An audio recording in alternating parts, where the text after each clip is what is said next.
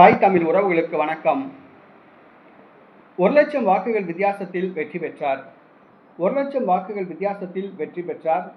திமுக அதிர்ச்சி என்ற தலைப்பில் இந்த காணொளியை நாம் காண்கிறோம். 1,00,000 வாக்குகள் வித்தியாசத்தில் வெற்றி பெற்றார். மேற்கு வங்காளத்தில் கடந்த மே மாதம் தேர்தல் நடைபெற்றது. பாரதிய ஜனதா கட்சி ஆட்சியை பிடித்தது. திரிணாமுல் காங்கிரஸ் கட்சி தோல்வியடைந்தது. சுவேந்து அதிகாரி முதலமைச்சராக பொறுப்பேற்றார். இந்த சூழ்நிலையில் பால்டா தொகுதியில் முறைகேடு நடைபெற்றதாக கூறி வாக்கு எண்ணிக்கை நிறுத்தப்பட்டது. மறுதேர்தலுக்கு உத்தரவிடப்பட்டது. கடந்த 21ஆம் தேதி மறுதேர்தல் நடைபெற்றது.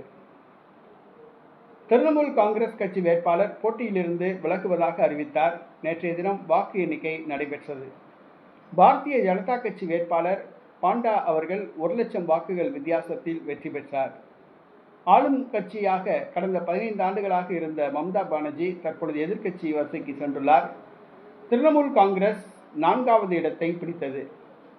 கடந்த 30 ஆண்டுகளுக்கு மேலாக மேற்கு வங்காளத்தில் கோலோச்சிய மார்க்சிஸ்ட் கம்யூனிஸ்ட் கட்சி 40,000 வாக்குகளை பிடித்து 2வது இடத்தை பிடித்தது. காங்கிரஸ் 3வது இடத்தை பிடித்தது. போட்டியிலிருந்து விலகுவதாக அறிவித்த திரிணாமுல் காங்கிரஸ் 4வது இடத்தை பிடித்தது. மேற்கு வங்காளத்தில் 1,00,000 வாக்குகள் வித்தியாசத்தில் பாஜக வெற்றி பெற்று அதிர்ச்சியை ஏற்படுத்தியுள்ளது. மேற்கு வங்காளத்தில் பாஜக காலூன்றுமா என்பது கேள்விக்குறியாக இருந்தது.